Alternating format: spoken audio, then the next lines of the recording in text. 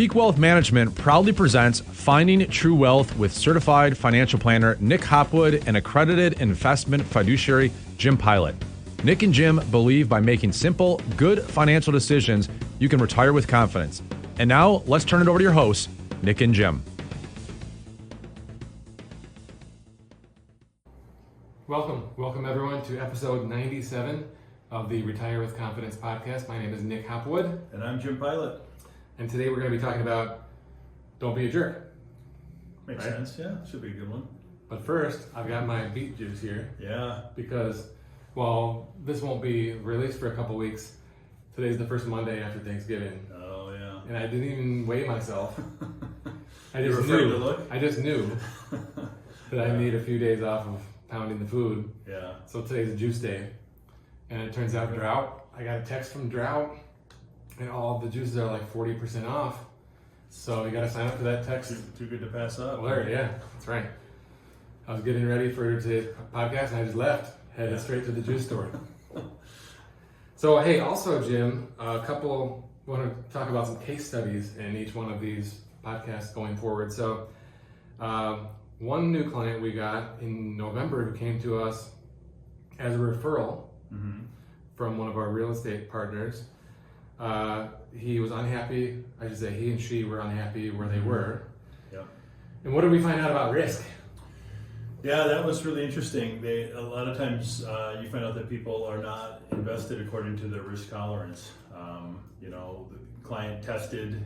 We have to do a risk tolerance questionnaire so we can kind of understand where their comfort level is, and it was not anywhere close to how they were actually invested. It was like extreme. Yeah.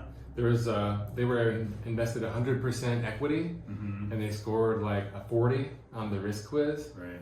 Which was probably lower than he really needs to be. But we ended up making a change with risk, right? Yeah, definitely. And it was it's a big change to go from almost 100% equity down to a little more in the middle. Right.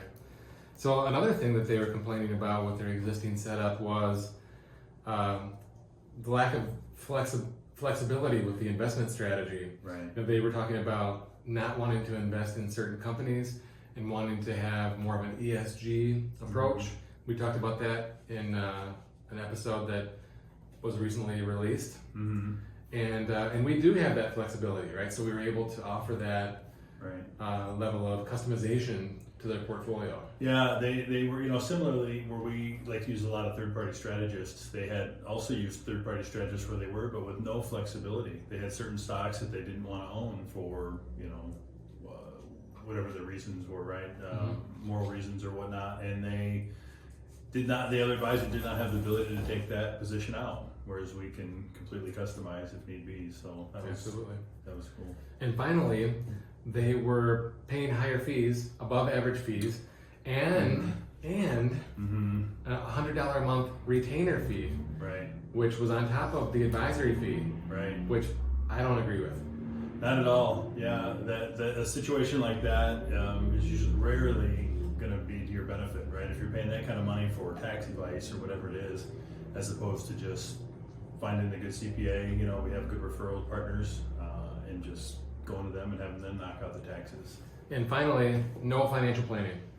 And so, if I'm 50 years old and I want to retire at 60, how do I know that I'm going to be on track at 60? Right. Yeah, sadly we hear that too often, right? Yeah. Financial planners without doing any financial planning. Right. So if any of these, key points resonate with you or someone you might know, please send them our way. Yeah. Now, let's get back to the jerk part. All right. So we kind of say that tongue in cheek, but it's true, right? We don't want to be jerks, and we don't want to work with jerks, right? So who are the type of people that we want to work with? Yeah. We did a podcast a few weeks ago where we talked about the questions that the individual should be asking of the advisors, right? And this is almost like the flip side of the coin, right? Is what type of relationship makes a good fit. And one of the things that we talked about a couple weeks ago in that podcast is a good personality fit, right? So that's what that means to me, right? Is making sure that there's a good personality fit, that the person you're helping and working with has a good attitude, is respectful of you, and valuing your advice.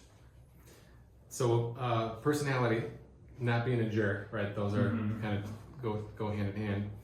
I gotta say, in 20 years, maybe I can think of like 2 people, maybe 3, where they were clients. We did bring them on, and then after a few years, I literally had to say, "This is not a good fit anymore. You have to move your money away." Yeah. So it's very rare. Most people are generally nice, right? Or at least we have a good relationship and we can get along. But there are a few people out there, but very rare. Right. What's another thing? I think people need to they need to understand that they need help or they want to be helped, right? Right. So can you think of a, not specific person and share their name, but can you think of an episode where someone simply didn't want to be helped or anything like that?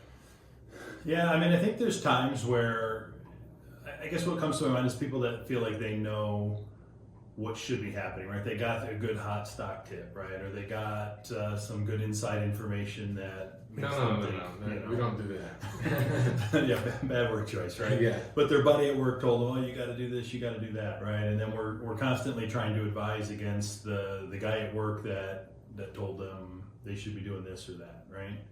I think that's one of the things that comes to mind for me when we talk about that, and somebody that doesn't think they know better, but is willing to listen, right? And is willing to say, "I need to hear more opinions, I need to get more information."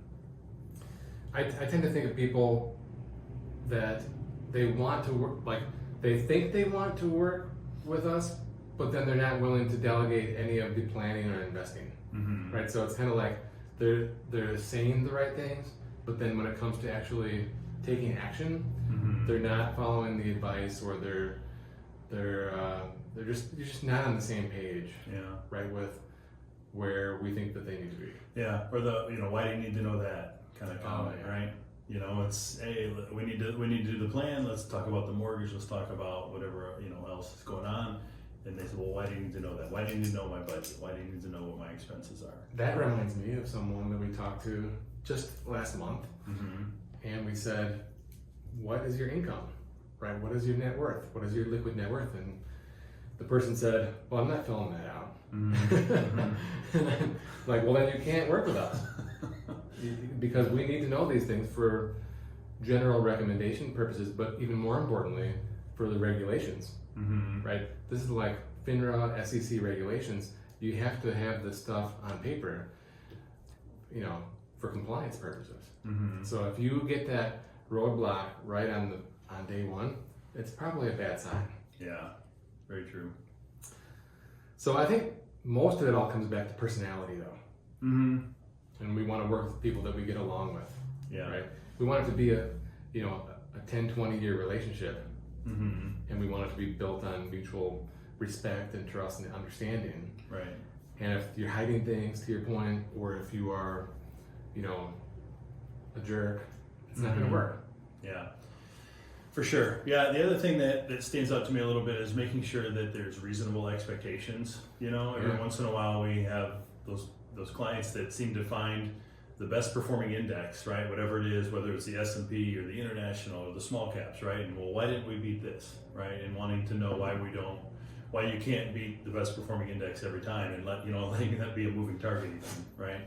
And I think it's important that there's reasonable expectations and a willingness to be educated, right? And to understand this is why we're diversifying. This is why we're spreading it out. This is why we're using different managers. This is why, and so on. Yeah, that's a great point. You got to have a match with expectations.